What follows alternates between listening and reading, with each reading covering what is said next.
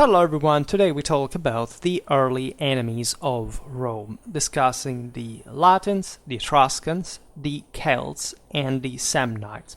As you understand, these are not, let's say, fully all the enemies that Rome fought against throughout this period, let's say from her origins to roughly the Battle of Sentinum, as there were other Italic peoples from especially the Oscan branch of the same. This video is meant to introduce others about the warfare that we have already seen here and there, but a bit more in depth, of the single Italic peoples, this Romano-Italic background throughout the Roman conquest of Italy.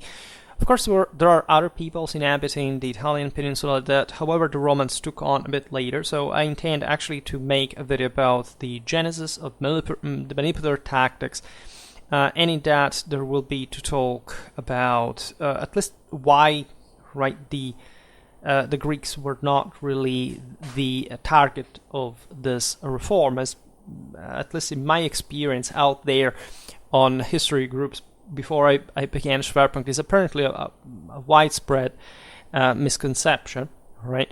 The Romans didn't evolve their military system to cope with the phalanx specifically, nor the hoplitic, nor the Hellenistic one.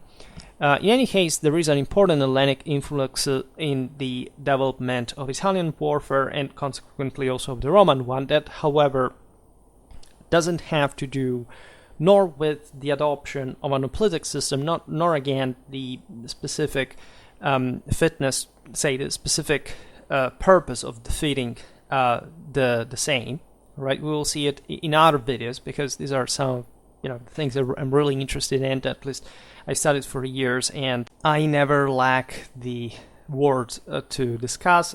By the way, for the later period in Hellenistic times, I also made a video about the core of the matter in the clash between the Roman manipular religion and the Macedonian Hellenistic phalanx, right? Macedonian as a synecdoche, of course, against other peoples, not just the Macedons, that you can check out. So that's likely again later in time. Today we talk really about archaic Rome and the peoples, the military cultures that Rome was born into, first of all, and also the one she expanded against in these first centuries, again until essentially the early 3rd century BC.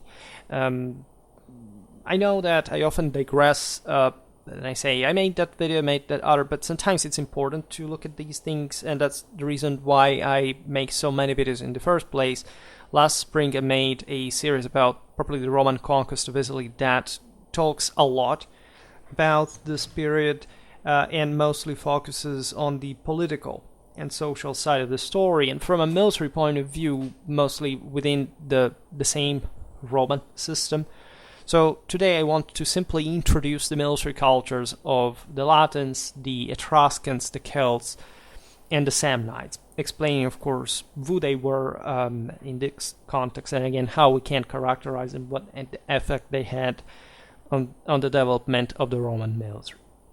So, as the most perceptive of you will have realized by now, ancient Italy was not really what you would define a peaceful land, right? It was, on the contrary, a region where wars were endemic, populations were as numerous as they were warlike and indomitable. Ancient Italy was quite populated and rich, and it was expanding as such. The Roman conquest of the Italian peninsula was slow exactly for the forces that were agitating within this system that had not been previously hegemonized by anyone before Rome from a political point of view. Most of the Italian inhabitants were essentially Italics, right? But there were other peoples and different stages of development. Think about the significant divide between the Hellenic polis in southern Italy compared to the Celtic or Celticized Po Valley. But this was also what calibrated a bit like this Italian frontier, right? And stimulated the rise of Rome with the peculiar characteristics that she had from the within. So no victory was easy for Rome, no war without risks. Of course, we know that as Clausewitzians as well, you don't fight wars if you don't have the expectation implicit. You can't get some return of some kind, but it's in fact not certain until that actually happens. Wars responded, of course, at different needs, right? Controlling this large amount of people and land was quite a big deal. The Italian peninsula was also pretty obviously, self-contained from a geographical point of view. Yes, it was connected by sea, but essentially the Italian populations were, and so especially the majority of the Italic interland were essentially continental people, right?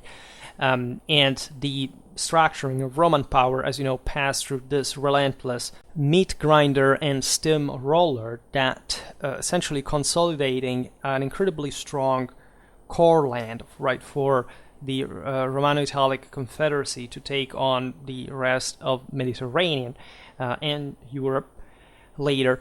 So you have to be careful, as we have seen in the series about the Roman conquest, that identifying the strictly social, say economic, demographic causes that in the first place triggered the Roman expansion, that today of course we're not going to look at because we're mostly discussing, of course, the enemies of Rome. But of course you have to understand why Rome was also fighting against them. We've seen how essentially the end of the so-called Etruscan tyranny, even though it was not really Etruscan nor specifically a tyranny, we will see it briefly now, and the lack of protection, however, that Rome had after the destabilization of the Etruscan hegemony on parts of the Tyrrhenian Sea, the pressure from the peoples of the Apennine, the general opportunity, right, the level of social stratification, of depth that was occurring in Rome, and so the capacity of the elites of co-opting these masses and transforming them into professional military as a people, as a matter of fact. This is really the big step, right, from what I have defined a feudal, right, oligarchic system, like the one that the Roman elite, from the families of the patres, of what would become the senatorial houses, was based on, right, prior, right, in the age of war chariots, and again, this sort of feudal clans of mobsters that lorded over the countryside, were married into the various Latin cities, had this intense competition. But in Rome there was not a state yet, right? So a very privatized system that, in a sense, of course, shared similarities with the Apenninic heartland, even though Rome had already been emerging as the dominant center in Latium. So desperate resource to resolve dramatic emergencies such as famine, etc. All this war could be, right? From the different sides that you want to appreciate. And the outcome of these wars could be catastrophic, right? Entire populations could become extinct and be assimilated into slavery by the victors that would deport them, would relocate them, would essentially even cancel them in a political sense sometimes, and that, however, overall were de facto co-opted, right, through the elites that began to serve Rome, to field this enormous amount of manpower that would courageously structure in a way that, even after such a bloodbath like Cannae that the Carthaginian general Hannibal was coveting and succeeding in, of course, in carrying out, in order to hopefully break the loyalty of the Sulci of Rome, was essentially not enough to cause the end of Rome.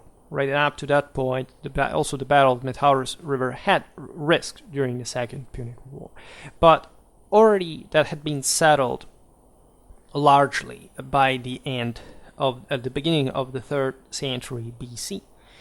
The Battle of Sentinum, especially, we will surely make a video about that at some point, and or a broader overview also of the times and places, because sometimes I noticed this on YouTube that very often, of course, there is lots of stuff about Rome, but I say whenever things get archaic and or more somehow cultural, like to explain a bit the background of these peoples, you realize that, the researchers are somehow lazy, right? And there is really not so much. Like, I've been covering in the last year most of the historiography existing on these topics from a military point of view, and I must say that even academically, there's not this enormity of stuff, or at least even when there is, it's not so systematized to the point of easy sort of standard accessibility. So you have to really study lots of different things in order to appreciate still a time and a place that,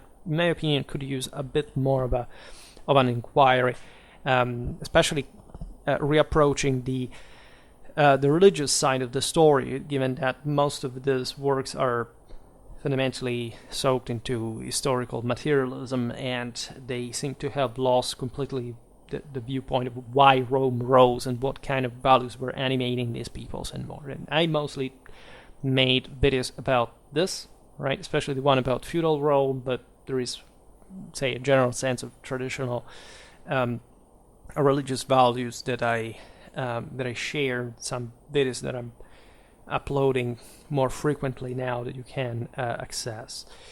But let's stick to the military side of the story, so the military culture of these enemies of Rome.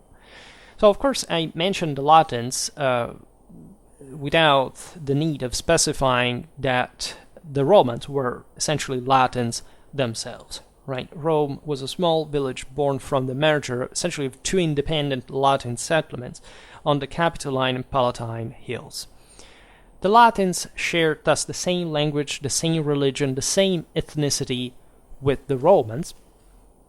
There was a general Latin, even from the later Aeneid, the Trojan cycle, but also the most archaic Roman tradition that, of course, Romulus descended from the kings of Latium, right? That had been this land blessed by Saturn.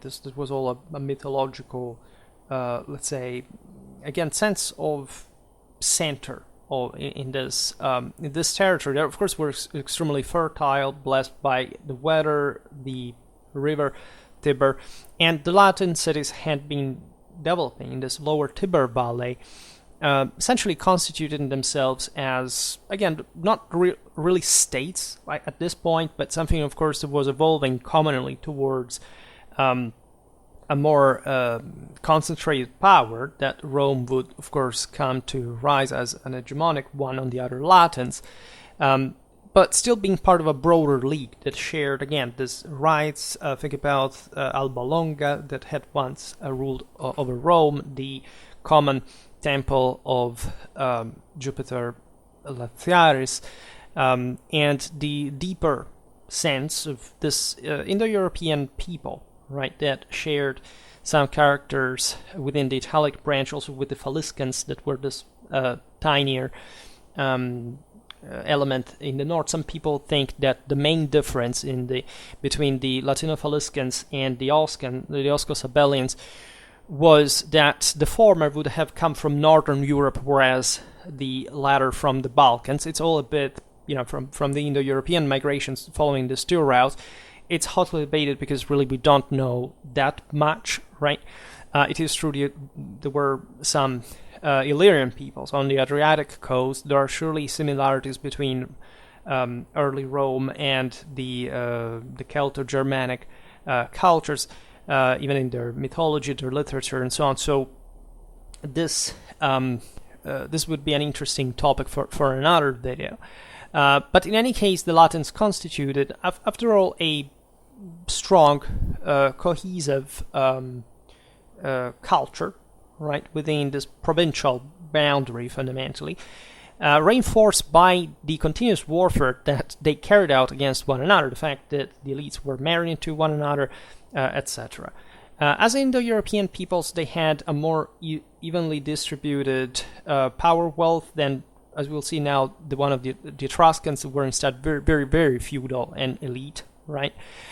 Which means that the Latins had, say, a stronger infantry. They were oriented most towards the sense of, again, being many, stemming from this earlier migrations, having this important amount of resources. So there are, of course, substantial proofs about the aristocratic, feudal, in fact, nature of Latin warfare.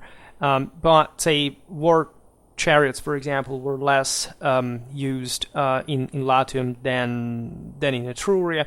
The Latins looked, in this sense, a bit more like the Apenninic peoples that they also fought against, and they were definitely more primitive, tribal than them, but they also shared, in fact, lots of affinities with. Consider that Rome was, as you know, also quite influenced by the Sabines, who were literally coming to inhabit some of the hills of the same Rome originally. So it was really a frontier area on the right bank of the river in what is today the same historical center of Rome. That's where Etruria began. That was the frontier area with the markets, with the riverway. Rome imported salt from the mouth of the Tiber and exported it to the Apenninic core land, right? Rome was a florid cattle market from all these mountain peoples coming from, in fact, the hinterland. So these were the factors that favored the development of Latin society as a whole. Interestingly enough, the Latins did not bow to the Roman hegemonic aims so easily. So only being able to defeat them in the Battle of the Lake Regillus in 496, so BC, so in a very mythological, more than historical times, that, however, still has some foundation of truth, the Romans could essentially affirm themselves, not only, by the way, in the same process, rejecting the attempt of the last Roman king, the Etruscan one, say, the one, as we'll see now, what it means better, Tarquinius Superbus, that had been driven out of Rome and had allied himself with the Latins, right, to return. But also after another 3 years of conflict that eventually led to the conclusion of the Foedus Cassianum with 30 cities of the Latin League, right? This was a pact signed by the consul Spurius Cassius Vecellinus, which sanctioned essentially a military alliance between Rome and the Latins, with a preponderance, of course, of the former on the latters, and forming a situation, however, of legal equality, at least between the Latins, as the sense of freemen, and the Romans, but that also essentially formed, on the basis of the prior relations and cultural homogeneity, a condition of otherwise legal equality between the Latins and the Romans. Right? Rome was really hegemonic, but the Latins were maintaining within this alliance a privileged status that stemmed from, in fact, the not great differences between still them and the Romans in the same political, military, and social system. The reason of this alliance that came, as we've seen, at the end of a consistent period of warfare that had destabilized Latium and rendered, in fact, it more exposed to the external peoples, was the threat posed by the Volsci, a Sabellian people who, coming from the mountains of southern Latium, had occupied the Ager Pontinus along the Tyrrhenian, wresting, in fact, the access to the sea from the Latins. This was quite a threat because the Volsci and other Oscan peoples from the Apenninic heartland were really, were really warlike, right? They posed different levels of threat overall. Most of this early warfare is shrouded in mystery. We get only a few hints about the actual details, etc. Mostly we can, being careful, assessing, let's say, what were the major, political and social dynamics behind the Roman military intervention, etc. But this, again, is the moment following the decline of the Etruscan influence in the area, and thus the necessity of Rome to pick up arms to not just defend, right, even though this was initially the objective, Latium, together with the Latins, but also and unavoidably push forward, crushing these peoples and gradually subjecting them to this confederacy that so the association of Roman and Latin forces in a mechanism of emergency that would gradually strengthen Rome also at the expense of the Latins, at least in terms of the political upper hand. That the Latins would maintain, generally speaking, a privileged status within the confederacy over the other Italics for the aforementioned reasons, because they were just the Roman interland provincially, and they had lots of resources. In fact, they were provided mostly with some sort of extra, even economic benefit in their citizenry, while the Romans preferred to maintain the military one. Right, there were some Roman citizens that preferred to acquire the Latin citizenship, in fact, rather than being used as military colonists in some obscure Italian frontier amidst enemies, right? But this was still Rome's rise to that, again, impressive military force that literally, in fact, militarized the entire male population capable of bearing arms to the degree that at the end of the Roman conquest, the Roman identity had been completely transfigured, right, in the sense that it was not just like in the very archaic times, the elite, the feudal lords that ruled over, say, the others, and that could still be their retinues, whatever, but this system had expanded further to the degree of the Romans being the elite over this other peoples conquered, and every Roman was as much as a warrior as somebody enjoying the fruits of conquest, naturally maintaining quite strong internal division. It actually widened even the wealth difference between the elite and commoners. Let's say that, however, were rewarded with this the status internationally, right, because of their military accomplishment. There were other enemies of this early phase in the surroundings, the Ernici, the Aequi, right?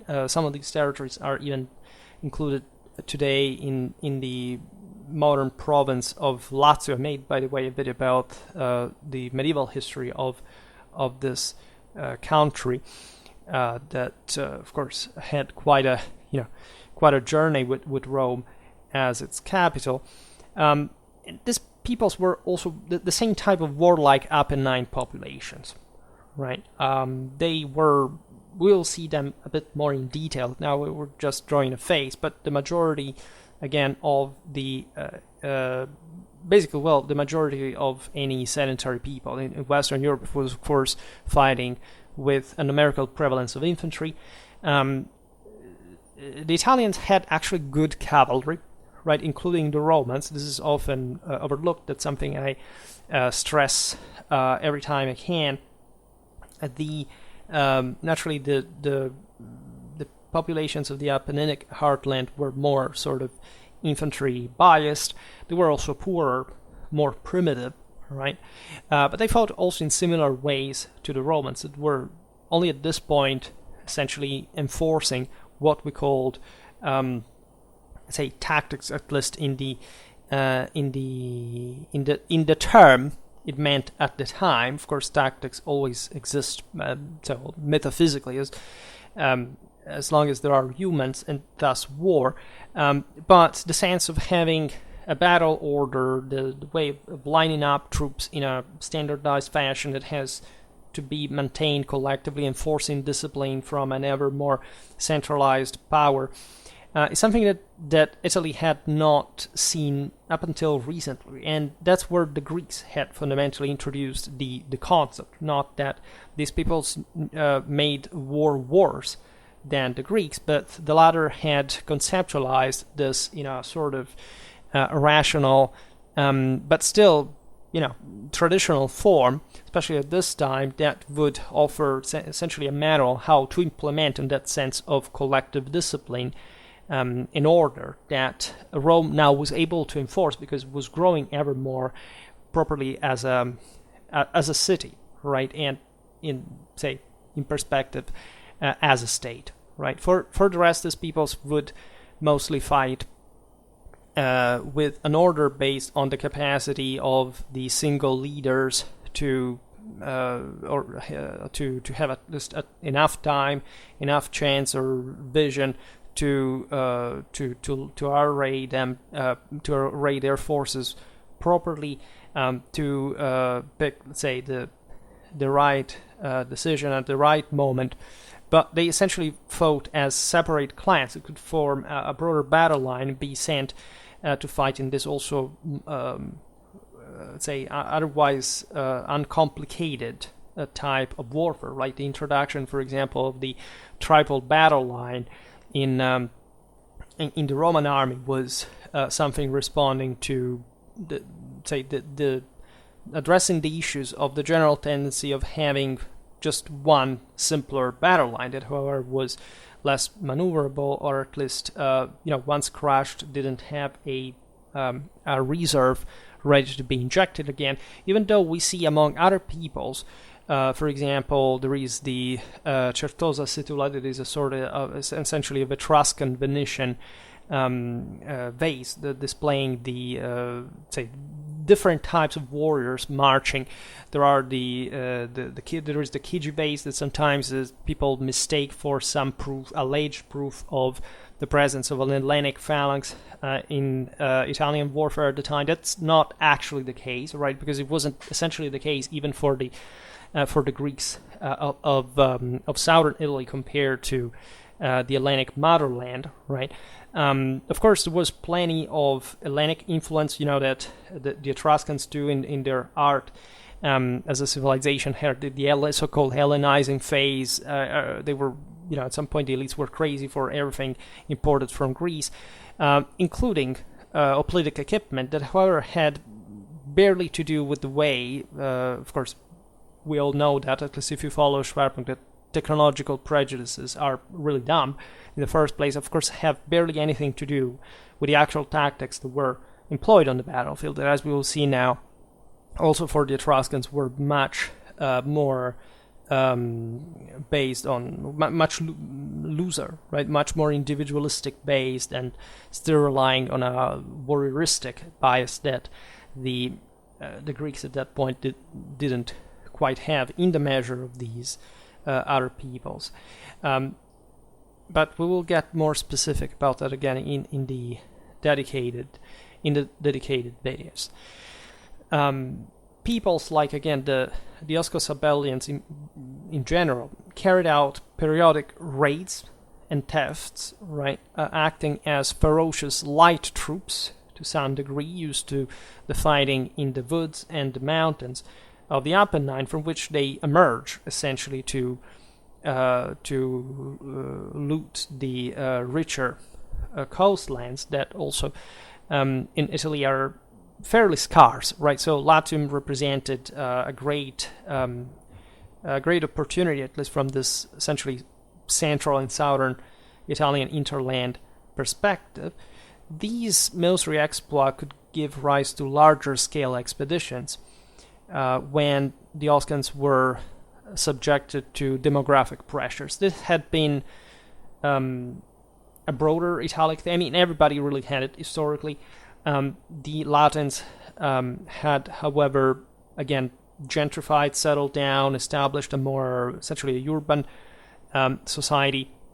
The Etruscans lived in villages, on mountain plateaus, etc. We will see it better with a brief description on Samnitic politics and society. However, exactly for that, like the mountain interland doesn't give much chances to to make up for the alimentary needs, right, of the for example, bird surplus. And this population had institutionalized a religious practice that dated back to, again, ancestral times, the same Indo-European migration, that was known as the Ver Sacrum, that is, the sacred spring, right? There is in it an entire generational group born in the spring months that were dedicated to a divinity with an oath, and thus forced to conquer a new settlement in arms, by the way, guided by a totem animal, usually represented in effigy, but present as a divine signum in the legions. This is quite interesting for obviously the most famous Roman symbolism, a bit like the older Indo-European one of the wolf, that is, of course, widespread in Europe and in other parts of the world, and that, of course, has to do with the idea of in fact, of the pack, of the war band. The wolf is also an animal of the steppe. Say, zoological variety of these symbols, however, was more varied. Aside from, of course, the rise of the Apollonian figure of the eagle, that was always sort of thought of the primal birth of God, right? And so the top predator embodying celestial glory descending on the winning arrows. All the fallen world had acquired this sort of personalized animal that would go in parallel also to with others, right? Everything stemmed from different clans and what their divine ancestry was thought to be. The Piceni, notoriously the Picenians, an Italic people on the Adriatic coast of central Italy, it was called like this after the woodpecker, right? And that's how, because that was their migratory animal in their legions. And of course, all these symbolisms reflect a quite warlike barbarian culture. As we were saying before, the Greeks had sort of been developing their own very peculiar thing, mostly even with the Hoplitic battle tactics that were an exception within the same Hellenic world at that point. But of course, these other continental peoples were much more primitively warlike in their tribal structures, and as a consequence, their warfare was also much more brutal and intense, as we will see now. The Ver Sacrum is a good representation of that. The same Romans stemmed from the same mechanism, right? The legend of Romulus with his Celeres, so essentially equestrian retinue that would go back and forth and rape the Sabines, Sabine women, bringing them home and merging them with the newly founded stock of conquerors. Is a bit like the most famous legend, highlighting such incredibly brutal background. The entire sense of Roman championship, trial in single combat, the spolia opima all point to this culture that considered human sacrifice essentially as the ultimate way in tradition, because this was always saying you had to spill blood, and especially the one of other great noblemen, and to offer that to God, right? Temporarily having so showing this pietas and moral fitness, that the sum of which, of course, in Roman culture was the virtus, that is the sum of all the other virtues, and that has to do with properly warriorism, not just virility, of course. Virtus, it stems from that, but in that sense, the top quality that a warrior had to have. And that, of course, was also thought metaphysically like a wisdom, a capacity of vision beyond the human limit, and the entire culture of Rome is fundamentally based on this beliefs that were shared, however, by all the other Italics, and not only, right? They never made that video, say, perhaps exactly for respect, like, history for dummies, what's the difference between Romans, Latin, Italics, Italians, etc. Of course, when I say Italian in this context, I really mean all the peoples that inhabited the territory of encompassed by the modern country of Italy, especially the Italian peninsula. And so, given that not all the peoples there were Italics, we use Italian because together with those you had, again, the Etruscans, the Ligurians, the Veneti, the Celts, as we'll see now, the Greek colonies, the Illyrians, etc. So the picture varies, but we're talking about fairly similar cultures that were, at the end of the day, distinguishing for political and cultural reasons still on a largely common Villanovian substratum, right? So we'll have to talk about that going a bit also more back in time at some point, but you understand more or less what we're talking about by scale. The Latins would definitely enter the Roman sphere of dominance in 338 BC, when they were defeated finally, and the Latin League was dissolved. I made a video about the Battle of Suez. I re-uploaded recently. I can't tell you something about that. There you have the strange couple, like the Romans allied with the Samnites to crush the Latins, and there is all the episode of the Roman knight and the Latin knight that fight, and that tells you really a lot about that kind of military culture, the single combat heroism, individualism, etc.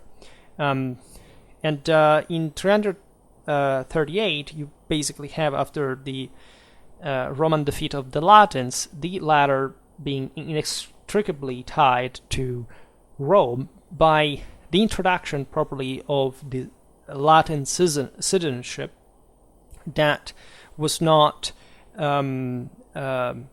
essentially equal to the Roman one, and allowed Rome to literally double her manpower overnight, because from there on, for each Roman legion was a Latin one, in this,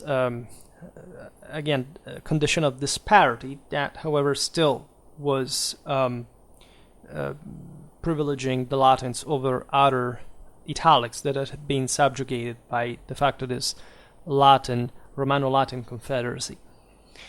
There would be, of course, much more to tell about Latin warfare, but given that I talked extensively about the Roman conquest of Italy that largely started from that Latin base, I consider that relatively done, at least in the essentials. Then we can make more focused videos on, there is the beautiful Alba Longa war chariot. There are lots of there is the warrior of Lanuvium, a beautiful panoply that really tells you a lot about the psychophysical built-up of these warriors, but that is worth definitely another video more focused on arms and armor. Speaking of the Etruscans instead, that I made only a video about the hoplites of, that are called like this because they at least resemble the Hellenic hoplite, but as we said before, were not really fighting like one. These people exerted notoriously a huge influence on Rome and the Romans, right? Great part of some of the most archaic Roman features, of course, were at least shared with the Etruscans.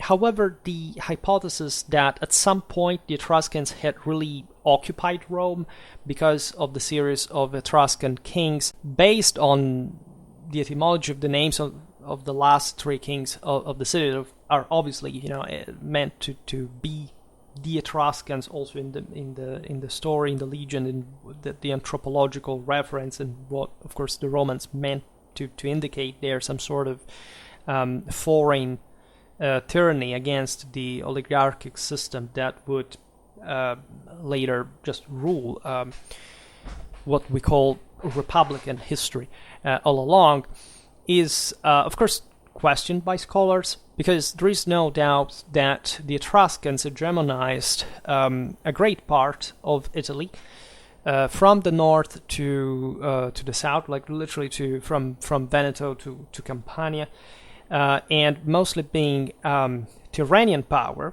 with an important even naval force, etc. They of course controlled the almost the entire Tyrrhenian coastline. Right, they clashed with the Carthaginians on that sea, etc. And obviously Rome is pretty close to the sea and had been incorporated within the Etruscan sphere of influence, no doubt, right, from which she also benefited greatly. There is no doubt, again, that Rome developed greatly in that period, thanks to the Etruscans that they injected a lot of, updated political, institutional, and sure also military models in Rome that, however, remain de facto controlled by the Romans in this Latin reality. And even though surely there had been a moment in which one chief wanted to erect himself above the rest of the Roman aristocracy, this was stemming from surely an Etruscan influence of, again, much more hierarchically organized society. The system, on the long run, it would fade just together with the Etruscan hegemony on these areas. Right, but there is no doubt that in terms of arts, crafts, the development of the plebs, and so the capacity of challenging the patricians, as far as what would give rise, in fact, to the sense of people in arms that was originally unacceptable to the ultra-elitistic, at least in a clanic, in a feudal sense, Roman houses that ruled over this set of settlements that would become the city and the surrounding countryside, was born, right? Tarquinius Priscus, Servius Tullius, and Tarquinius the Proud, Superbus, represent the memory, definitely, of an Etruscan-influenced, or even maybe originally Etruscan in the sense of some, there were ties, as we just recalled before, like Etruria was just next door, and there were, think about the wars with Bay, and so how close this word was to Rome. So of course there were Romans of Etruscan origin, but this elite was still Roman, right? The Roman establishment would remain Latin, right? There were Etruscan influences, Sabine ones, even from more far away. And Rome was always very open in this sense, because they would, just like the myth of the origin of the foundation say, pick the best of these warlords, this condottieri that roamed the Italian landscape of the time, to form a community of, in fact, of strong clansmen that would be able to defend their prerogatives against the other Latins, the Etruscans, etc. Rome had flourished, especially during the 6th century BC, in the period during this Etruscan rulers would have reigned, which is difficulty to reconcile with, in fact, the idea of a city occupied and subjected to the dominion of foreign power. Like the Etruscans never, carried out wars of conquest, like in the same way eventually the Romans would do, incidentally also with Etruria, aside from, of course, from the way this confederacy was built on autonomies and decentralized systems. But again, they were content just to control the coastline. You control the Tiber mouth, and you already control politically great part of Latium, right? So we don't have a dramatic situation in which you have the Etruscan army that was also contained, and the Etruscans were essentially also a pretty loose league of cities that never had that level of also tribal demographic compaction that, say, in fact, the Romans and the Latins could have, right? They were, again, a much more elitistic society, wouldn't unlock the resources that existed there. It was sort of a true feudal system where there were just elite individuals and then all the other were serfs, peasants. A bit the Umbrians that bordered the Etruscans were like them, were influenced in that fashion. But for the rest, the Italic peoples, as we will see now, were much more primitively warlike, and in this sense, they were also freer, right, individually. This experience, however, had allowed Rome to develop an oligarchy of all these various houses, of what would become the senatorial ones. And between this traditional and modern background, they got some of the best insights that, in fact, we attribute the incredible, to say the least, rise of Rome to, right? With the so-called Republican period, Rome resumed the conflict with the Etruscans, because now they were essentially passing, in fact, to counterattack in a broader periodization of military cycles. The Etruscans were considered to be many, interestingly enough, by the Romans, meaning that evidently also the Etruscan system could mobilize large amounts of peasant levies, but the Romans and the Latins, generally speaking, did not appreciate their martial value, because evidently they had been essentially exhausted morally, materially, brought in a condition of psychological of inferiority that is also a bit what religiously the Romans criticized about the Etruscans, the fact that they had been carrying a sort of chthonic, lunar, dark view of the world, as opposed to the doctrine of the awakening that the Romans were resuming and fatally, right, inverting the degeneration of mankind through their conquest of the Mediterranean. Considered that because of Etruscan influence, the same oldest Roman calendar was lunar. The Sabines also had been influenced in that regard. Romans decided instead to step up and to carry out this true, one of the true, dynamics that in history deserve the title of revolution, right? The Etruscan art of war was not negligible, however, right? The sheer level of primitiveness and brutality of the Roman mindset at the time is something unspeakable. This summer I made a video about the Roman destruction of Carthage and Corinth, and we were commenting on the various voices that ran in the city at the time, and it makes you understand properly how, let's say, incredibly conservative and harsh the Romans still were, considering, literates essentially effeminated the fact that a true Roman was only a warrior capable of carrying out these massacres. So we look at the Etruscans and they become a bit like the model of, okay, these guys were not that much. Indeed, as we've seen, their society was imbalanced, but they were still somehow warlike themselves, without mentioning that, as we were hinting at before, the Etruscans were the people in Italy, aside from, of course, the Hellenic polis of the south, that had received and applicated more effectively the new Hellenic notions of warfare, right? That were again impossible to replicate on Italian soil because of the incredibly different political and social background, but that for such a powerful, developed, and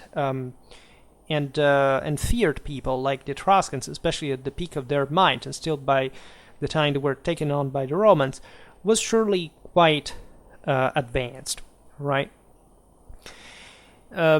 We will also about the Etruscans talk about them a bit more in detail, something I said already in that video about the hoplites. However, this sense, again, that the Etruscans went out, depicting themselves as hoplites. You have the beautiful wall paintings in the Etruscan tombs, like some of the most precious patrimony of humanity or ancient art, etc. Doesn't really mean, again, that hoplitism was really a thing among the Etruscans, right? In Etruria, we find hoplite panoplies, yes, but also other types of weapons, right? Such as, for example, axes, right? Things that were to be wielded with significant amount of space, also from soldier to soldier. The frescoes also represent specificities of Etruscan warfare you don't find in the same Hellenic art that was being mimicked there. That is, for example, hoplites equipped with javelins, the heavy javelins that I also made a video on regarding their development, in fact, in Romano-Italic warfare during the 4th century BC. Etruscan society is also strongly socially segmented, again, probably democratic, that is, with a political power of each social class, like it would develop in Rome, proportionate to their economic contribution to the community, right? A mix of age and wealth, right? That, like, again, the one in which the Roman political rights and, in fact, military service was based on. So in this context, compared to, again, the Greeks that were very much about the sense of, say, what we call democracy, at least, and so a unitary sort of social base that would be allergic, especially to any kind of aristocratic ethos. It's quite difficult to create, to think that the Etruscans had the capacity, the need in the first place to replicate an Hellenic phalanx, right? That this would work for the same purposes that would do in Greece, right? That were quite unique within the same Hellenic world. Consider this, that the term phalanx was used notoriously in Hellenic sources to indicate any kind of essentially heavy infantry constituting a battle line of some sort. I mean, the Romans are called by Hellenic historiography fighting in phalanx, right? With the word heavy, legionary heavy infantry. The same goes for the Celts, right? They were called phalanx, fighting their heavy infantry. So this has absolutely nothing to do with the also excessively, let's say, pushed sense of, how the Hellenic order and sort of lack of individual capacity within the same Greek armies of the time really emphasized by the new military history in the 70s, in the 80s, that today is being debunked because it basically doesn't quite hold anymore. Just the other day I was making a video about the Hellenic cavalrymen of 400 BC. We observed, together with also many other Hellenic warfare content, that of course the Greeks were what more or less is accurately depicted by the most updated historiography, but aside all what we cannot be sure of, just as for, by the way, Roman warfare, even at the peak of documentation in the early empire, etc., everything was much less, let's say, republican and democratic, both from a military and especially a cultural point of view, right? But we'll explain this better when continuing to look at Hellenic warfare in depth, right?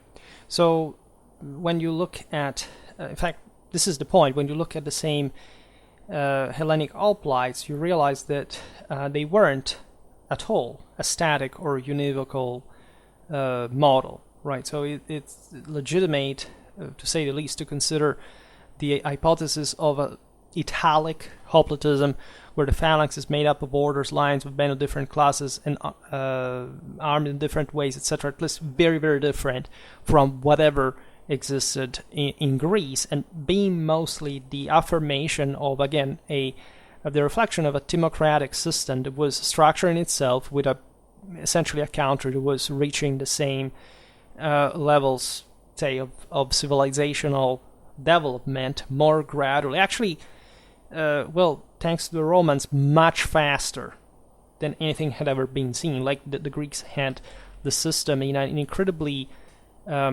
conservative way laid out, in fact, stratified during the millennia, right?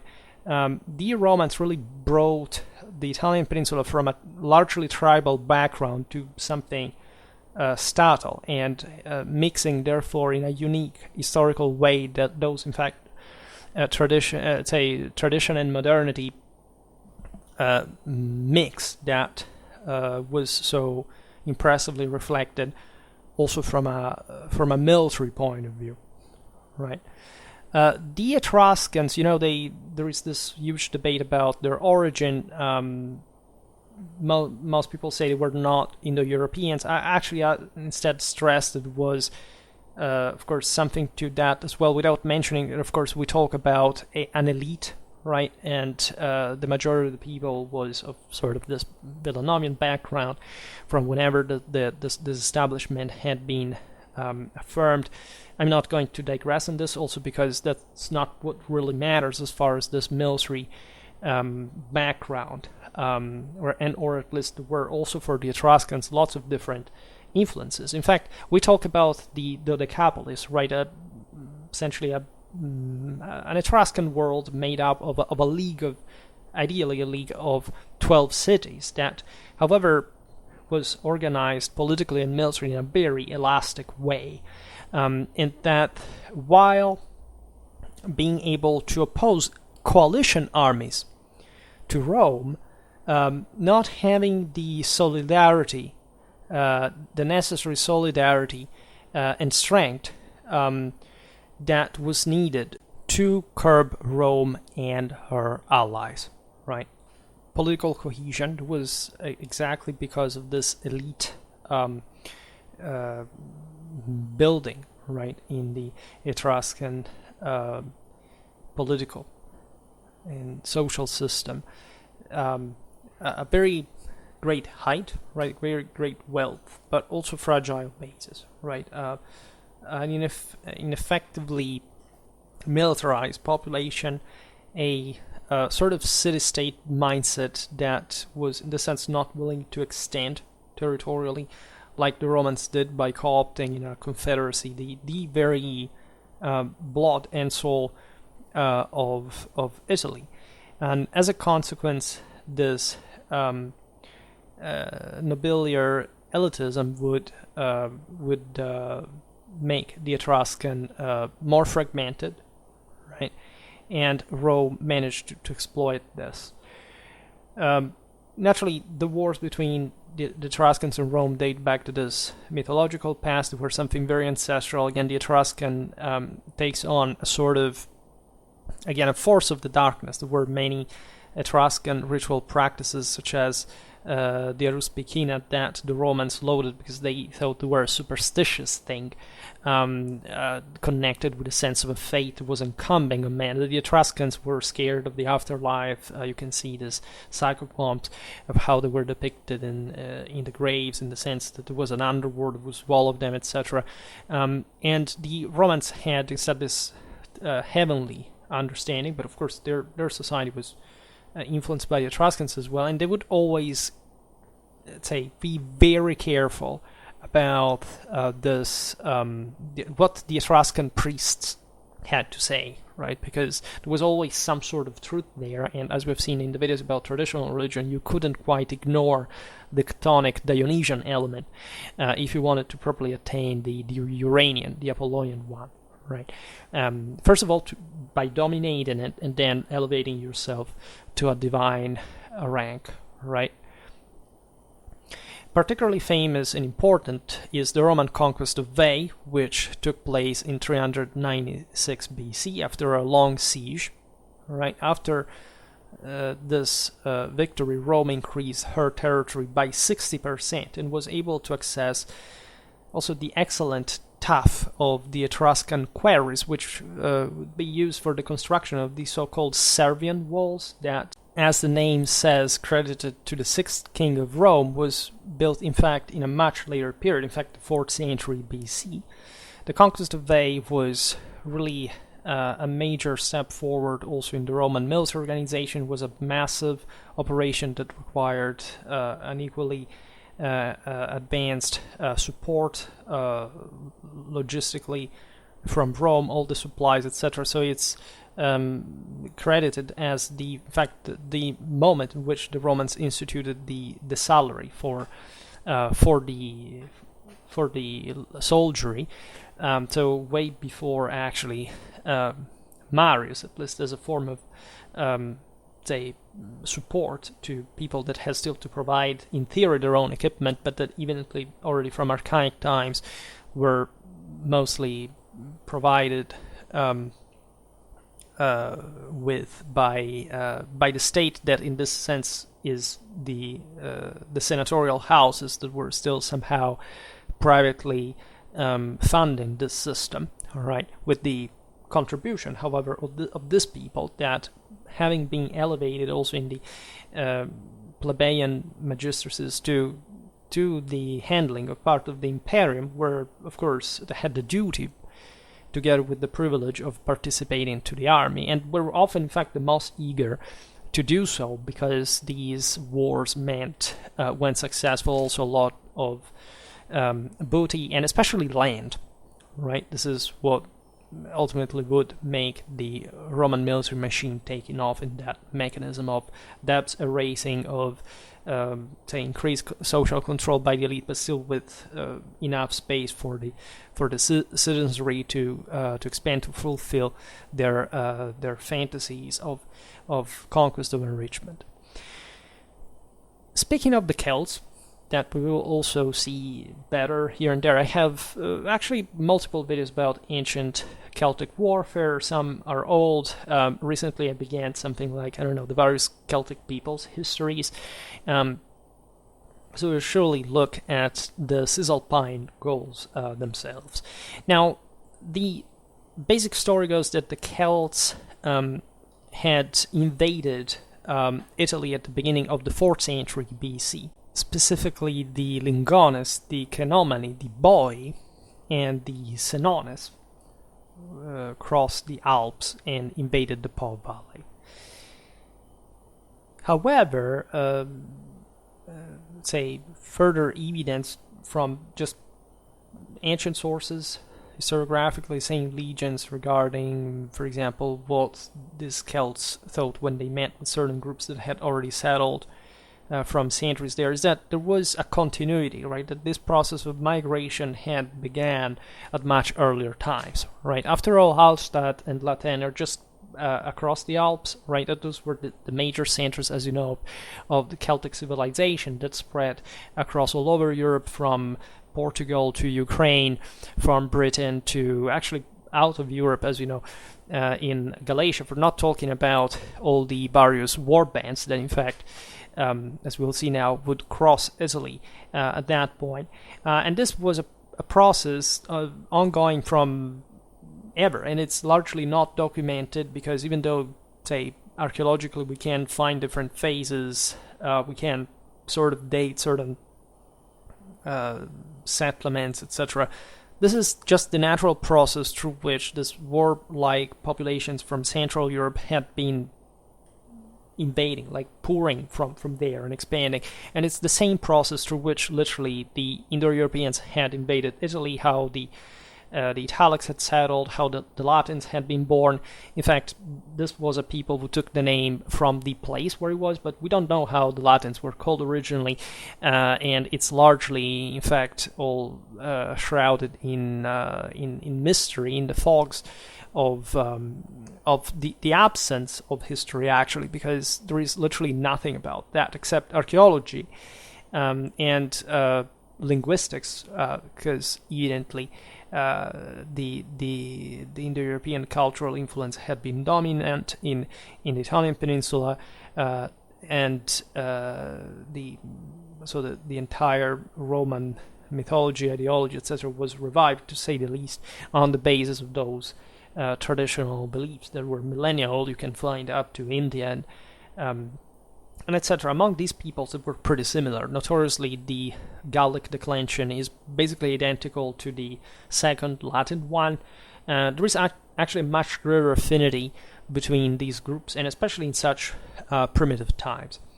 In any case, the 4th century BC wave is the most important as far as the Celtic expansion is concerned. It's the one that, in fact, happens late enough in order to be in such an organized fashion to be effectively recorded by an already advanced ancient historiography, and we're lucky for this. The Boii were one of the predominant groups, as we've seen, occupying the Etruscan city of Felsinia, which changed the name to Bononia, so the city of the Boii, that is Bologna, while the Senones descended along the Adriatic coasts, driving out the Umbrians there and founding Sena, that would be Senigallian. We're in central Italy, right? So there are certain areas of the Apennine, especially in Umbria, etc., where you see Italic, Etruscan, Celtic stuff, and it's all pretty similar and also relatively senseless to distinguish, even in terms of material culture. I will not digress now on how we think this happened. Of course, there was some organized different branches, different groups moving independently from one another, but generally speaking, exploiting the accomplishments of one another. Some areas were Celticized proper, even though, of course, the Celts didn't constitute likely the majority of the population. There were some peoples that would resist effectively to the Gauls containing them quite successfully, such as the Veneti, right, in northeastern Italy, that, however, were also similar, in a cultural sense, to the same Celts, to the neighboring Illyrians, to the same Italics. Even for them, we don't know perfectly what kind of specific branch they stem from. There is also these other peoples that the origins of which is somehow mysterious. Think about the Ligurians. It's a bit like the Basques or other peoples that we don't have the certainty of. The origins of it, the same Etruscans, again, even if more developed than these. So, of course, northern Italy was less developed at the time, was still, like, even if a flatland geographically was covered in marshes and forests. And needless to say, the Celts also managed to take over this space because there was no major power. There was, still a tribal reality, and they basically pushed in using force and establishing these seigneuries. There are beautiful passages in classical literature about the prototype of the Celt as this warrior that arrives and basically Solus sit with his spear, meaning commanding those whom he had enslaved to work for him, while he had to perform this traditional role of warrior, etc. Naturally, the reality was somehow more modest, meaning that also in Central Europe, most freemen also dedicated themselves to agriculture. But there is no doubt that the Celts were ferocious fighters and quite warlike, to the point of being, by the way, way more organized and orderly than is commonly thought. This aspect is always a controversial one, because, as you know, every time you turn wherever makes Celtic content, mostly is some sort of biased, anti-Romanistic, ethnicistic, paranoid conspiracy theory, for which the great civilization of the Celts was not, was obscured by the terrible, evil Romans, right? Well, it's not really the Romans' fault if the Celts did not have a literature, nor if they were actually less developed and more politically fragmented and military performing than them. So what we have learned, of course, from Schwerpunkt is that, a bit like just what we said here, that the more tribal you are, the more warrioristic, the more individualistic minded you really are. So you actually are going to make up for the lack of a broader political and military organization based on central power and collective discipline with your own individual skills. There is no doubt that, in this sense, the more primitive, the more brutally and traumatically skilled these men were, right? And the Celts, especially in the 4th century BC, because also, the Celts were many. Of course, we debate whether they were not an ethnographic invention of some sort, but they varied in time and space, their kind of military quality. That was good, but never, again, to the stage of an actual civilization. The reason why they were so say distinctive in their culture, in the archaeology, etc., is of course the fact that, being very warlike, they were developing a lot of good weapons that, however, also in this case are often thought to be sort of the prototypes of whatever the Romans would have gone at war later, forgetting that the Romans and the Italics at this time had pretty much the same type of weaponry, and that, say, adopting a design or a type of fashion, and especially if this comes from a cultural influence, being able to surpass in military application those who have invented it, well, here we're, of course, giving no room for any idea for which the Celts were either more politically or militarily strong than what Rome was beginning to be at this time, nor of the, say, capable of taking over this, especially central southern Italy, where really the demographic, agricultural resources and this constant political and military clashes and external influences, etc., had been forming some of the most effectively compact cultures of the time. But in this sense, it's not bad to stress the fact of how brutal and bloody these warriors were. Some people will tell you, well, you say that because you want to blame them. At all, right? I don't think so, right? I'm not polluted with the culturalistic delusion of the new military history that denies von Clausewitz and doesn't appreciate what, in fact, also the Romans, differently from the Greeks, for example, were perfectly aware of throughout all their histories, that there's not just discipline. There must be virtus. There must be this warrior, individualistic ethos that you must keep alive if you want an effective soldier, right? You must learn how to brutally discipline it and channeling it in the best ways. But in fact, you need an actual civilization, and to do so as much as that substratum of warlikeness. So it would take a long from transforming the Italic warrior into a Roman legionnaire, but it also passed through the same Roman say growth in this path of civilization, meeting peoples such as the Celts were also pretty fine foes.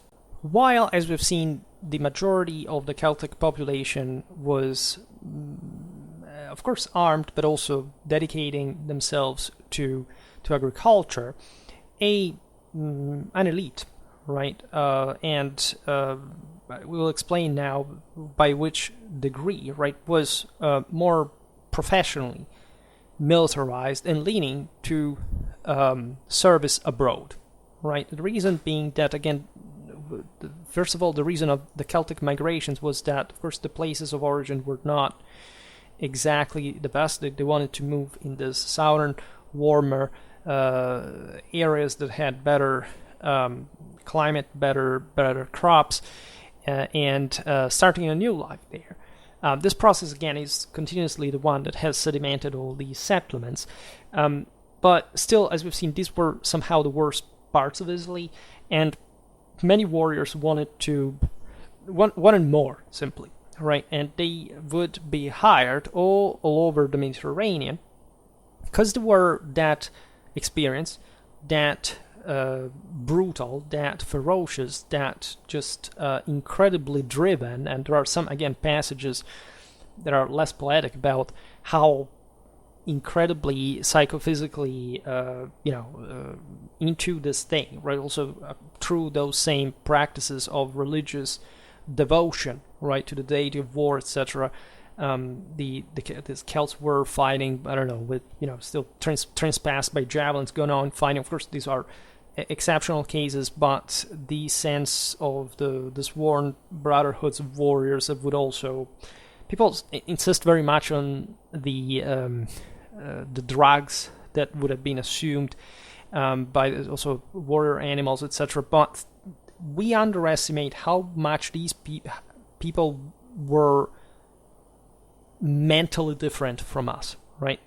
No doubt also from a physical point of view, but in the way they were capable of eliciting this what we call craze state, but there was really a higher level of awareness, right? Existentially speaking, entering a different dimension, trying to reach God, and in this doctrine of self-sacrifice in holy combat, practically, and how this primitive background is the only one that we cannot experience, so that we just read sources of peoples, like even the Romans, the Greeks, that were relatively more detached from the primal meanings and practices in order to achieve such statuses. They were obviously fond of these warriors, and especially the Hellenic colonies of Magna Graecia in Latin, that is Magna Graecia in southern Italy, would, and Sicily, specifically would hire them, right, in important numbers. We have actually, a minimal digression on archaeology in these places populated by such different cultures. You can have, the grave of a warrior in, say, Apulia with, a Celtic helmet, an Hellenic shield, an Italic javelin, like this kind of stuff, right? So you can't quite tell who's who there, even genetically, which is still a very, episodic thing to be able to track, and still it's of relative, say, positivity, like heuristically speaking. But to reconstruct, in fact, the broader background there. But in fact, from a military point of view, we have the actual awareness, of course, of how spread these Celtic mercenaries were abroad, because they were that ferocious. They were relatively cheap, right? They constituted this true brotherhoods of warriors that were based on the sole purpose of exterminating as many people as possible, just as a living, and literally living and dying like that, right? And it was perhaps to reach their client, Agathocles of Syracuse, or one of his strategic anti-Etruscan projects, or for a simple military expedition aimed at plunder, that the Senoan Gauls of the Adriatic, led by Brennus, that, as you know, is a standard Celtic term for a type of commander or leader, clashed with the Romans in 390 BC, in one of the darkest days, in fact, in capital and military history. In fact, on July the 18th of the same year, a Roman army assembled in emergency was defeated on the Allia River, a few kilometers north of Rome, fleeing terror, by the way, from the enemy, essentially without fighting, because they were outflanked in the entire. That's where they realized that having a single battle line wasn't really a good idea, and it's likely when the Camillian reform kicked in on the basis of throughout the following generations, but started likely from Camillus, that does seem to have been a historical figure in spite of the legendary aura around him, who was also the guy that allegedly ransomed Rome by defeating the Gauls on their way back. And of course, in all the story there is, as in all legend, a grain of truth. Like archaeological studies at least show no signs of destruction or fire in Rome. So defeated, and this seems certain, the Romans probably paid a tribute, but the city was not actually devastated by the Gauls. In any case, was a heavy blow, and this tells you, and by the way, we will look at the Battle of the Allia, because it does show you, in fact, what a capable and motivated army, right, of Gauls could do at that time, right, proving that they weren't, again, just primitive barbarians without order, etc. They had quite a strategic mindset there, and was able to carry out, even against Rome, that by that point was not a superpower, definitely, but had already given this first signs of hegemonic ambitions, and at least as a provincial power had stood in the way of these Celtic warriors. This is quite fascinating, by the way, because it shows you also how much in Roman military culture the Gauls, and not really the Greeks, that Rome wasn't really fighting during this time, influenced in the development of the fearsome manipular legion, right? And this aspect must be gotten pretty specifically, not just first of all, the Italic specificity of Roman warfare, but also this more continental influence. So if you really want to look at, so you can't say, as you'll see now, that the Gauls had their a different, say, a military system that surpassed the Roman one in a structural, systemic sense. We don't have any evidence in that regard. We don't even have the evidence, as we'll explain now, that the Celts or the Italics fought in a different fashion, weapons included. But in this sense, how much that background was in common and how much undistinguished and unopposed we should think it when reflecting on why eventually Rome took off, and how different it was compared to other systems that it took over later. Right. This aspect is particularly important. It can't be grasped through equipment, right? Because when you look at the goals, let's say, of Brennus, of the Battle of the Allia River, you realize that they're distinctive. Everybody is focusing rightly on Celtic swords, but the true distinctive feature of the Gauls of Latin one are actually the spears, right? This weapon is actually, in a sense, even more interesting because it was definitely more common, right? These are even in, say, wargamistic publications, etc., that this idea that every Celt had a sword, and of course especially the ones from the mercenary war bands were better equipped because they were also better supplied by their employers, or they had more praise of war. Like in this case, think about the Roman ones at the same Allia. But the more robust and archaic weapon in this, and the one that really made greater difference as a whole, picked separated from the rest of the panoply, that, as you understand, is instead the broader thing, is really the spear. The tips that have reached us archaeologically are mostly very long, right? Even up to 60 centimeters, an imposing size for a total length, by the way, of 2 meters and a half in some specimens of spear found wall, right? So this is fascinating for a number of reasons. First of all, they're not thrown weapons, right? They are melee weapons. Indeed, real heavy primary weapons.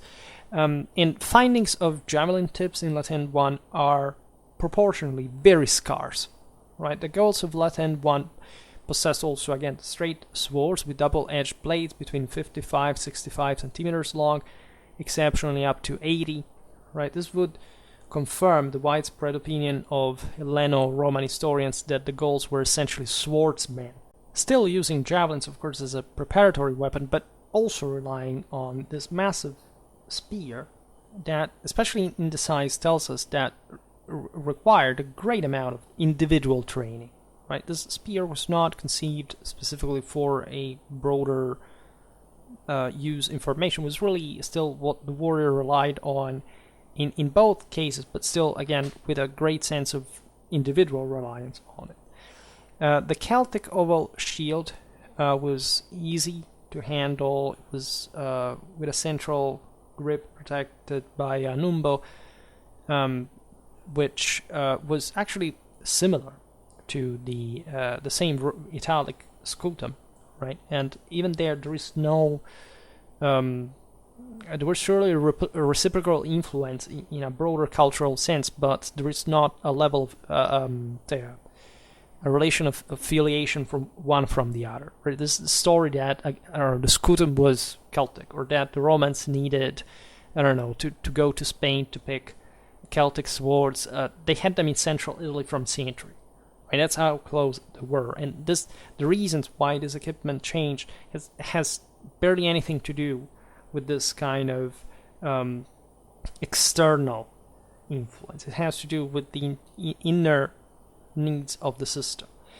In any case, when we look at a battle like the one of the Allia River in the early 4th century BC, so in actually very archaic times still, you realize that before the manipular reform, in a moment of just incipient participation of the people, right, to the military expeditions led by the elite, the Roman warrior practiced more, of course, not just a more individualized use of the hoplite spear, more active and aggressive spear fencing techniques, but some that were actually very similar to those of the Gauls as well, because the swords used in that period by the Italian populations are actually of the same type and the same length of the Celtic ones, right? It's the same. The spears have the same length, the same massive head. The Italic examples of oval shields are even more advanced technically than the Celtic ones, because with their enveloping shape, they offered greater protection. And this aspect is also quite fascinating, because you see normally the concave shape is associated with a greater level of tactical individualism. The idea that the Roman legionnaire would preserve the scutum in that shape is because, in spite of the fierce collective discipline, still the Roman soldier reasoned as a single guy, right? That's what their Italic background really had endowed them with, and that Rome did not want to eliminate, right? As long as they could tame it and, again, functionalize it towards a more complex system. And this means that the Celtic tactics may have been actually even less aggressive in an individualistic sense than the one that the Italics were experimenting, right? This is particularly important because, as you know, Roman warfare would develop consistently in the heavy infantry towards that kind of actual aggression, that sense of incredible moral load and aggressiveness and need to break through, right? It would functionalize this collectively. That requires the degree of also of moral support in a way, for example, that the Celts didn't have. At this point, because throwing javelins is one thing, skirmishing is in front of the lines before battle, it's the thing. Relying on javelins also in close combat, let's say if you need at some point, exceptionally can be a thing in all these ambushes, whatever you found yourself in the situation of. But the concentrated, intense, collective training required for throwing the pila all in that moment by attacking in the time lapse of few seconds with a specialization of the pilum. In fact, in the Roman army that was already differentiating among the italics in that way from the more or less standard form into the lighter one to throw at a greater distance and the heavier one at a shorter distance to reach the top, in fact, in the Roman military, is something which you do not find happening, for example, in Celtic times at this point. You have this incredible individual capacity, but it was not concerted, apparently. The Celts were famous for spending themselves all in a single charge, right, for breaking everything. And then, arguably, they were often, without forces after a while, right, because they didn't have much of a logistical supply system that could adequately maintain them on the field, even in certain operational circumstances, etc. So they bet on that, right? But there was also the sense that the Celts were gradually losing that hardness for which they had been known even in the earliest times, right? The Germans would come out as even the more grizzled and brutal people that, however, for that reason still had preserved a higher degree of collective capacity on the field, for example, withdrawing, carrying away the bodies without breaking formation slowly and not giving in the sort of Gallic fury, right, just in the first charge. They were overall similar, and again, they were often more organized than people normally think. But even this equipment was much less functionalized for a collective use, apparently, than the Roman one. The flatter the shield, the less, let's say, aggressive the individual is. And this is also normal if you consider that while the average Celt would be living, say, by the 4th century BC in a more violent environment than the Roman one, because there was less of a state, there was more raiding warfare, etc. Most of them would still be levies, right? They wouldn't essentially develop that professional system that just mostly this leaders, retinues, and mercenaries really had, right? So you find this till the end of Celtic warfare. There is no step further of people like the Celts, the Iberians, etc., into a system that somehow would resemble the one of the Mediterranean civilization, Rome included. But the Roman background also owed a lot to this incredible violent background to which the Gauls also eagerly participated, right? And this is very important to point out, and we'll keep talking about Celtic warfare, because again, it's very complex. It's not just about, let's say, a standard, this is important to stress, that the Celts more or less across all their territory did fight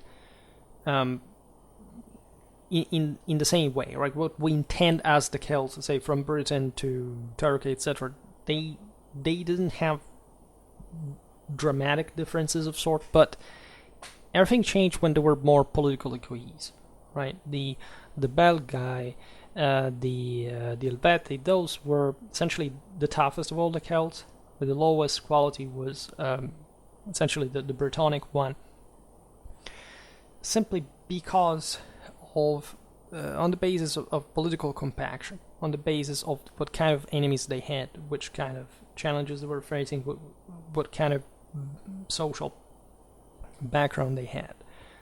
Again, not wildly varying, but still subjected to some difference, also over time. So it's very important to track, right, to realize how fact, in such quite long chronology, like things change for them too, right?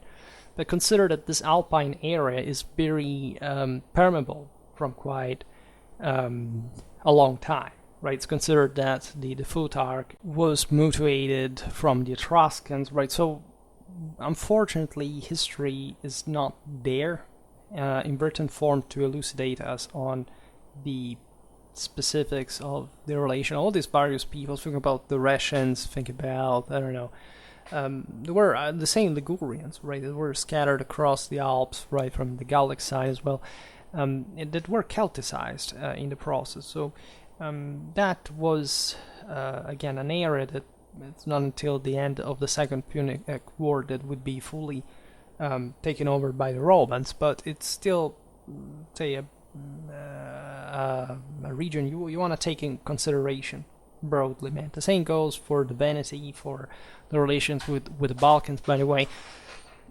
Central Europe, and we'll get to some point planning something on the boy recently that can be illustrative. Finally, a special mention is necessary for the Samnites, right? I will make a video for each of these peoples, and the Samnites especially we haven't quite looked at with the due care on Schwerpunkt. I think I've never made a video on them, if not in the broader container ones on the specifically on the Romano-Italic javelins, etc. This people was really remarkable, right?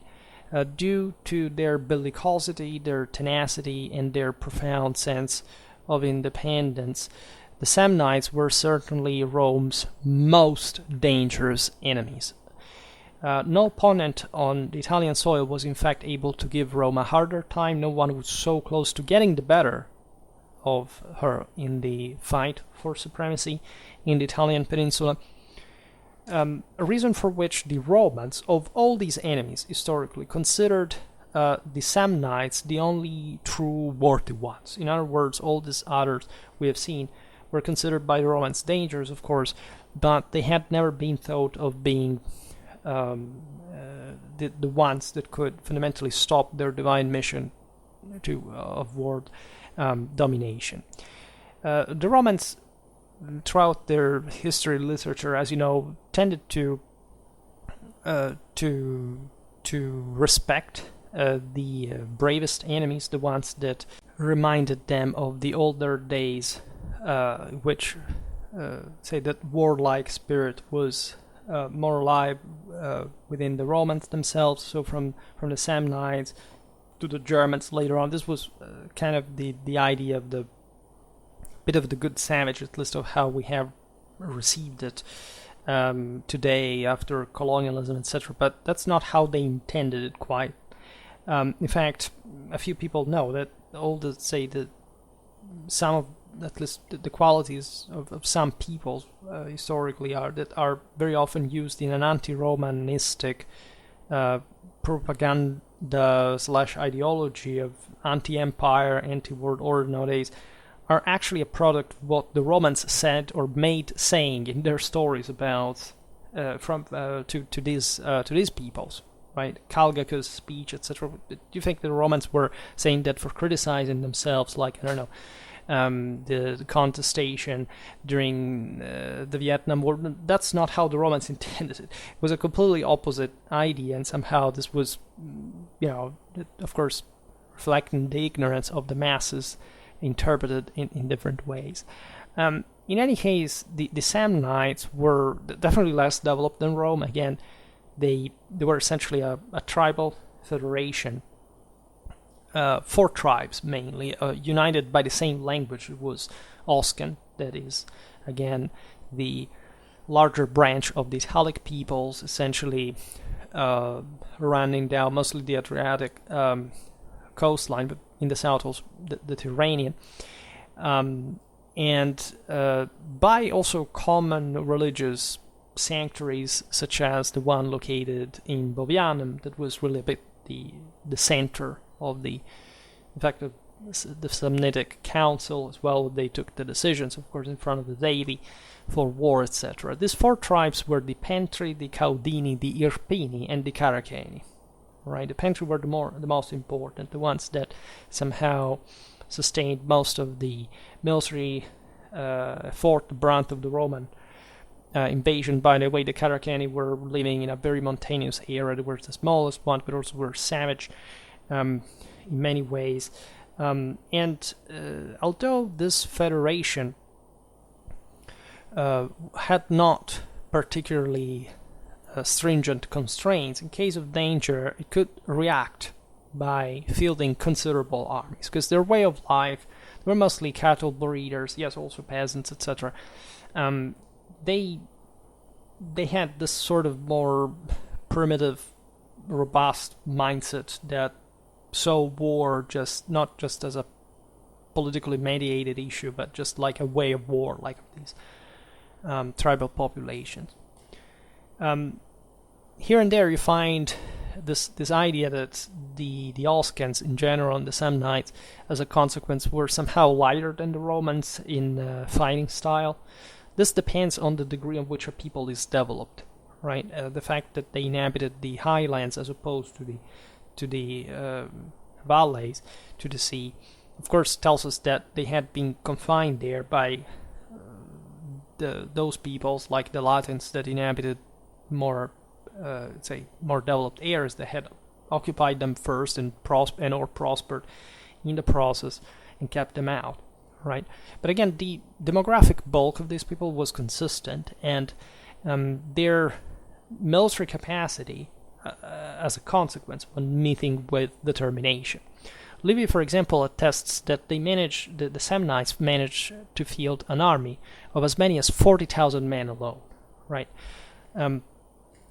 You know that more or less the limits of the art of war at the time was 50,000 men, realistically, to tactically manage on a field. And these peoples didn't have even much of a broader infrastructural system. They had centers, but speaking of city, perhaps it's a bit too much. In any case, they were getting there, and they were somehow halfway, so that they had, in virtue of their sense of independence, this also political awareness to the point of being able to coordinate such enormous efforts.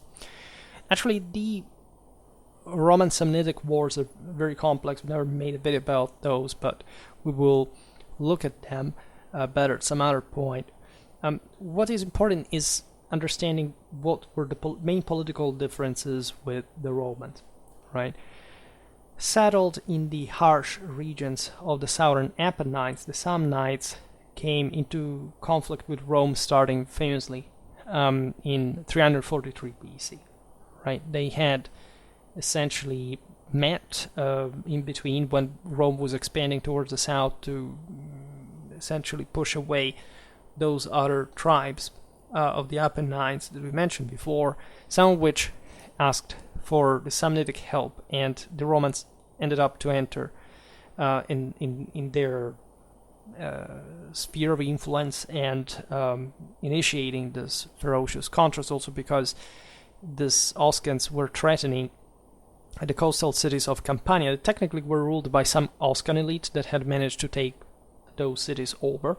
They had been Etruscan, Hellenic, dominated at some point, and now had been taken over by these Italics that, however, had rapidly gentrified. Famously enough, think about Capua, that was really actually the casus belli in question, that had quite advanced cavalry, etc. As mountain peoples, the Samnites didn't have much cavalry, which, however, other Italics had, and generally speaking, also in some consistent quality. Italy doesn't have excellent horses, but good ones. Doesn't have essentially neighbors that are, nomadic foes, so it's normal, really, this kind of proportion. But cavalry had a great importance in Italic warfare as a whole. There was, in fact, more Italic cavalry than Roman one on a regular basis, but to an important proportion in the confederal armies. In any case, their infantry could descend in the valleys in a compact way and facing the Romans, the Latins, on some equal ground, right? with not particular differences.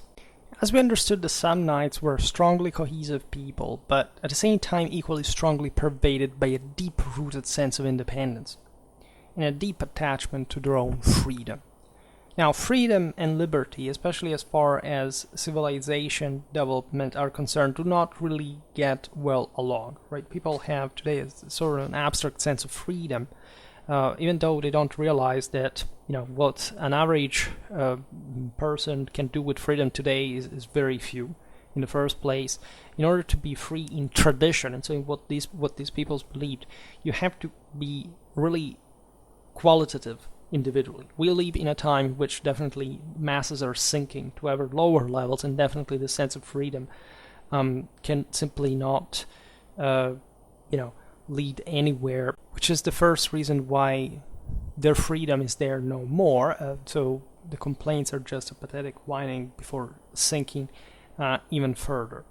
So the Romans originally, like the Roman feudal clans believed this. Do you remember? They didn't like the monarchy. They didn't think that, let's say, they liked their own freedom, but of course they wanted to maintain each one essentially their grip on their own clienteles and so other people.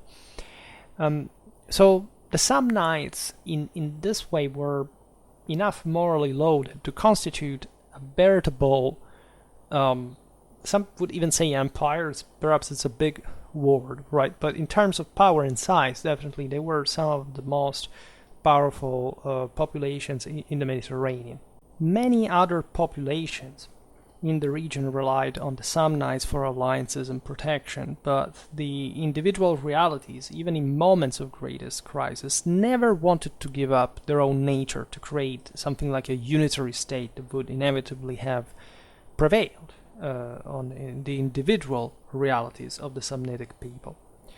As you understand, this was a limit, right? Rome would actually develop again, an incredibly aggressive-minded and just imperialistic system that fundamentally did not know any kind of diversion, right? The Romans basically were sure that they would have conquered the world, and even certain setbacks at the hands of the Samnites, such as the humiliation suffered by the Roman prisoners passing under the yoke, after the ambush of the battle of the Caudine Forks in Samnitic territory, would make them realize that, like, for the Samnites, this was the ultimate humiliation. For the Romans, it was just a setback, and it didn't mean anything. They were sure about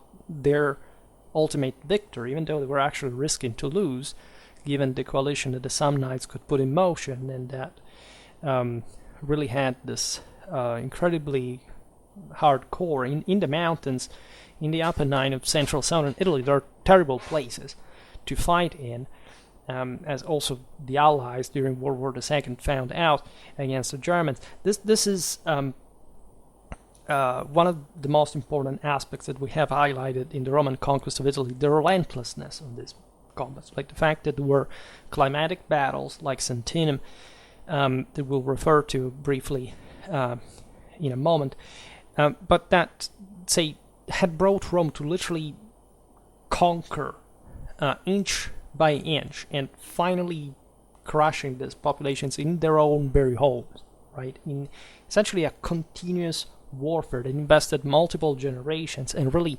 transformed the Roman military in that astonishing slaughtering system that we've come to appreciate, right? So the Samnites would mostly keep relying by their same raison d'etre, and also the one that would oppose them to the Romans, on forms of social organization that balance inequalities, guaranteed a certain fairness in the distribution of income through, for example, a large opening of grazing rights that were shared on some grounds by the various tribes. In this way, it was not possible, though, for the large estates to be formed, which would have allowed for more sustained economic development. but which at the same time would have been the basis for the formation of an overbearing oligarchy for these people. Of course, one can wonder, like, after this, what Samnitically hegemonized Italy would have looked like if the Romans had been defeated, or at least, their confederacy had failed because of this resistance, right? But it's also likely not. It could have brought some sort of Italic confederacy, but it would have difficultly taken off like the Roman system did, right? And this is, after all, just what didn't happen. And so, as I always say, don't concentrate on what ifs, concentrate on actual history.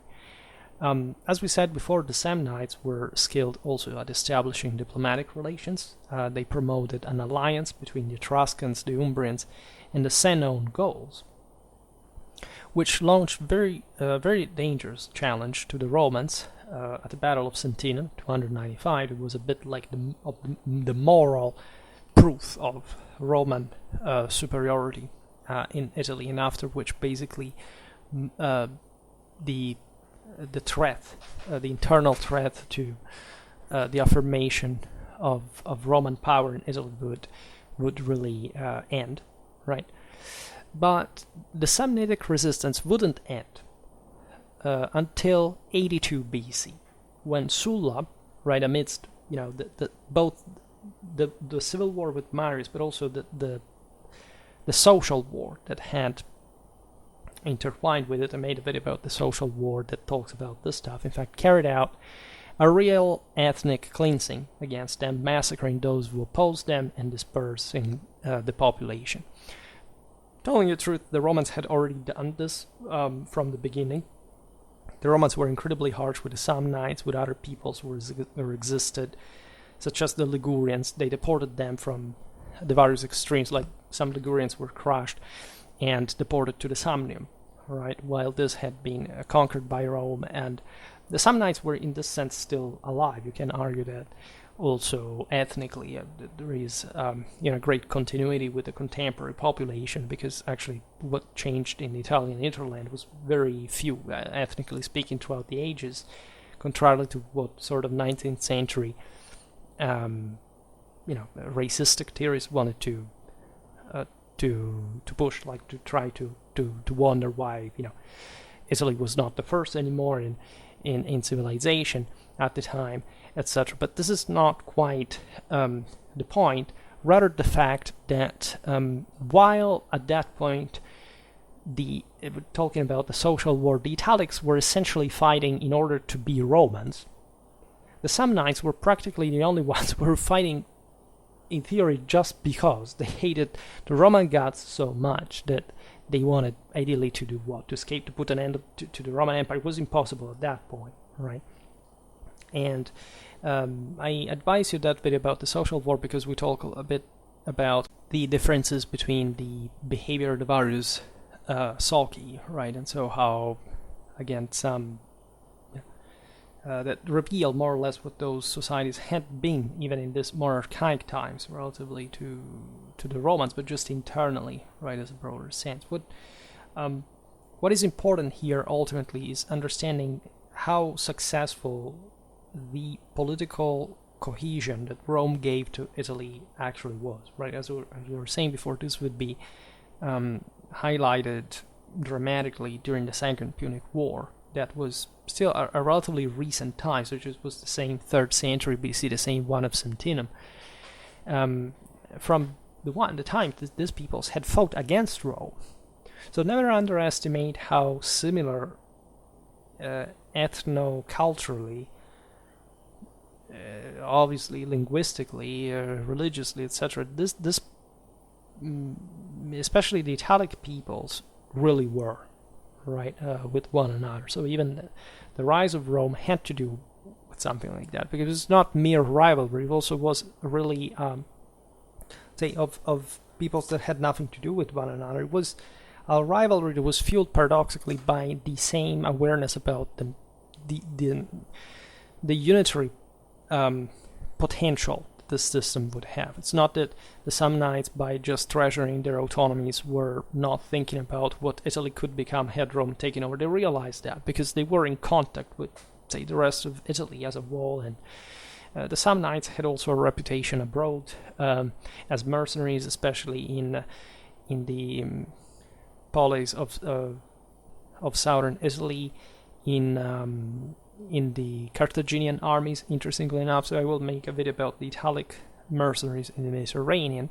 Some of these men went to, I don't know, there was a guy from Italy, I don't know whether we know exactly what his background was, that served in the Ptolemaic army, but as early, I think it was like the 2nd century BC, of course, at the time which Rome had already taken over. There were also lots of exiles. As you know, the Samnites sided with Hannibal, right? So there were, again, the irreducible ones, right?